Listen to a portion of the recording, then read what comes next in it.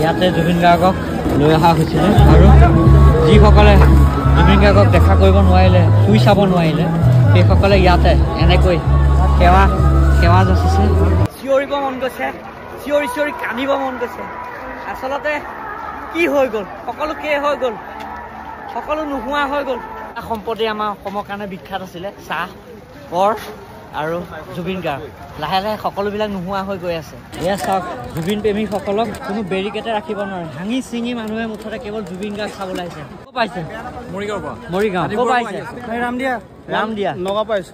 মই হাজো ৰামদিয়া।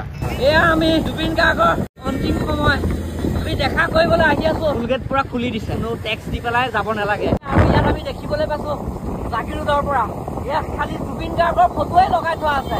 চাৰিওফালে জুবিন গাৰ্গৰ ফটো আৰু এয়া ৰাস্তাত মানুহ গৈ আছে কেৱল গৈ আছে।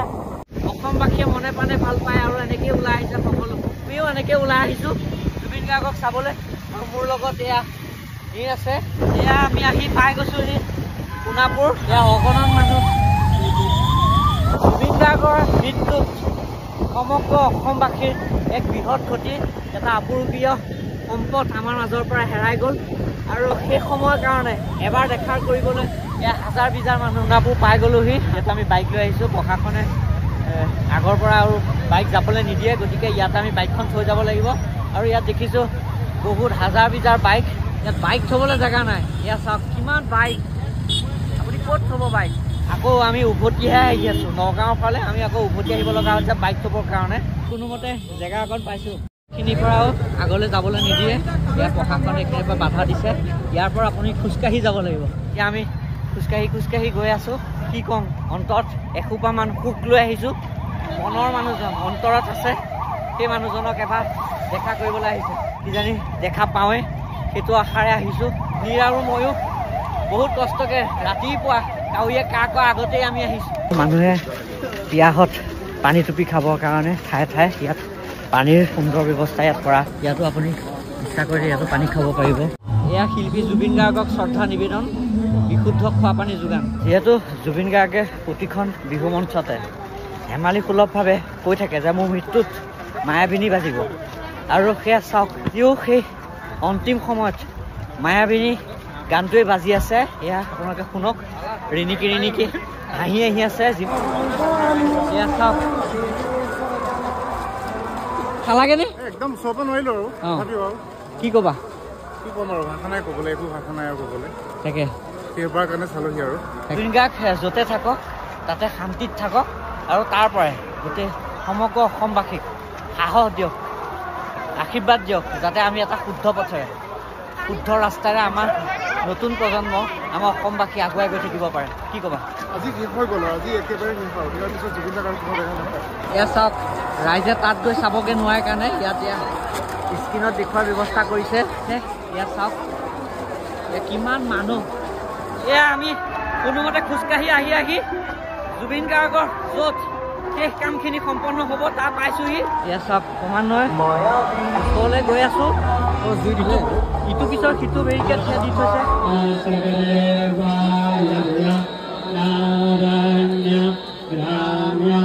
বহুত কষ্ট কৰি জুবিন গাৰ্গৰ কাষ পাবলৈ সক্ষম হৈছোঁ। আমি আচলতে যোনখিনি জেগাত আছোঁ সেইখিনি পাবলৈও আচলতে ভাগ্য লাগিব, ভাগ্য থাকিব লাগিব। সকলোৱে সেই ভাগ্য নাই। জুবিন গাৰ্গে যিখন বিচনাত শেষ জিৰণি লৈছে, সেই বিচনাখনৰ একেবাৰে তেনেই কাষতে আমি আছোঁ। আৰু সেই তাপ আহি আমাৰ গাত লাগিছে। ধন্য হৈছোঁ, নিজকে ধন্য মানিছোঁ। আশীৰ্বাদ কৰিবা জুবিন দা।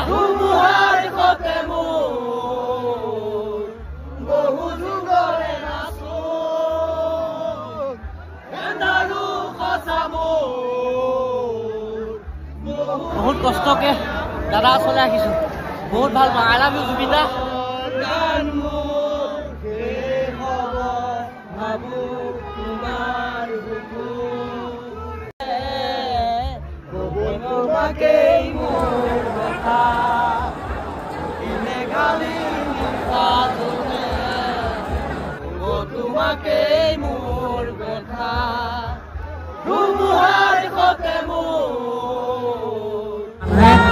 চাবৰ কাৰণে কিমান কষ্ট কৰিছে চাওক।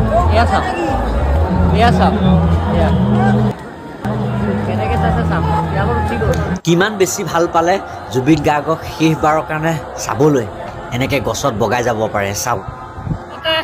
জুবিন দাক শেষবাৰৰ কাৰণে চোৱাৰ এটা হেঁপাহ আছিলে যে সেইকাৰণে কোনেও ৰাখিব নোৱাৰিলে। ফাকে ফাকে গৈ গৈ আমি দুইটা একে জুবিন দাৰ একেবাৰে কাষৰ পৰা চাই আহিলোগে। ধন্য হলো, অন্তৰাত্মা শান্তি লাভ কৰিছো। এই ভাইটি এজনে চাওক স্বাৰ্থভাৱে পানী ৰাইজক বিলাই আছে। সোণাপুৰত ধন্যবাদ। আচলতে জুবিন দাৰ দুখীয়াৰ লগত থাকি ভাল পোৱা এজন ব্যক্তি আছিলে, মানুহৰ কাৰণে কাম কৰিছিল আৰু এয়া জুবিন দাক শিকাই থৈ গ'ল, দেখুৱাই থৈ গ'ল আৰু তাকে সকলোৱে কৰিবলৈ চেষ্টা কৰিছে। আমিও চেষ্টা কৰিম, সকলোৱে চেষ্টা কৰিম জুবিন দাৰ এই আদৰ্শ আমি যাতে সদায় আগুৱাই লৈ যাব পাৰোঁ। আমি আচলতে কেতিয়াও আৰু ষ্টেজত জুবিন গাৰ্গে মায়াবিনী গোৱা দেখিবলৈ নেপাম, শুনিবলৈ নেপাম। যিখিনি জুবিন গাৰ্গৰ গীত আছে সেই গীতখিনিকে আমি শুনি থাকিব লাগিব, আমি সংৰক্ষণ কৰিব লাগিব। নতুন গীত জুবিন গাৰ্গৰ প্ৰতি বছৰ আহি থকা নতুন গীতবিলাক আমি আৰু কেতিয়াও শুনিবলৈ নেপাম। বহুতে কৈ আছিলে জুবিন গাৰ্গৰ অন্তিম সৎকাৰ গুৱাহাটীত হ'ব লাগে, কোনোবাই কৈ আছিলে যোৰহাটত হ'ব লাগে, কোনোবাই বিভিন্ন ঠাইবিলাকৰ কথা কৈ আছিলে দল সংগঠনবিলাকে। কিন্তু আমি আজি জুবিন গাৰ্গৰ অন্তিম সৎকাৰত গৈ পেলাই এটা অনুভৱ হৈছে যে সোণাপুৰ জেগাটোকো বৰ এটা বেয়াও নহয়, কিয়নো মনটো এনেকুৱা এটা অনুভৱ হৈছে যে প্ৰাকৃতিক পৰিৱেশ আছে আৰু খালি ঠাইখিনি অলপ কম যেন অনুভৱ হৈছে। মনৰ অনুভৱ যে জুবিন গাৰ্গৰ কাৰণে 100 বিঘা মাটি কিবা এটা হ'ব লাগে, তাতে জুবিন গাৰ্গৰ সকলোখিনি যিমানখিনি সৃষ্টি আছিলে তাত থাকিব লাগে, বা জুবিন গাৰ্গৰ তাত গানবিলাক তাত সংৰক্ষণ হৈ থাকিব লাগে, জুবিন গাৰ্গে পিন্ধা সাজ পোছাক তাত সংৰক্ষণ হৈ থাকিব লাগে, যাতে নতুন প্ৰজন্মই, আমাৰ পিছৰ প্ৰজন্মই যাতে জুবিন গাৰ্গক তাত বিচাৰি পায়।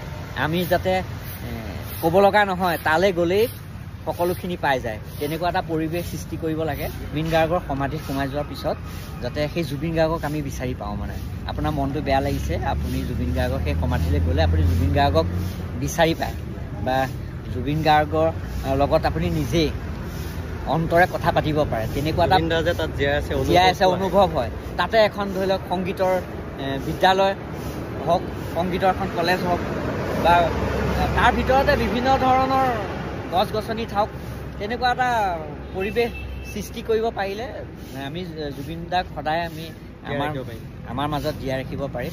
আপুনি যদি গুৱাহাটীলৈ যায় তেতিয়াহ'লে আপুনি জুবিন গাৰ্গৰ সমাধি ক্ষেত্ৰখন আপোনালোকে এপাক দৰ্শন কৰি যাব পাৰিব, বা গুৱাহাটীৰ ফালৰ পৰা যদি আপাৰ আছামলৈ আপোনালোক আহে, শিৱসাগৰলৈ আহক বা যোৰহাটলৈ আহক বা কাজিৰঙালৈ আপুনি আহক, তেতিয়া আপুনি জুবিন গাৰ্গৰ তাত দৰ্শন কৰি পেলাই আপুনি যাব পাৰিব। ইমান হুলস্থলীয়া জেগা নহয়, এটা কাৰণে ভাল লাগিছে আৰু ৰাস্তাৰ কাষতে আছে।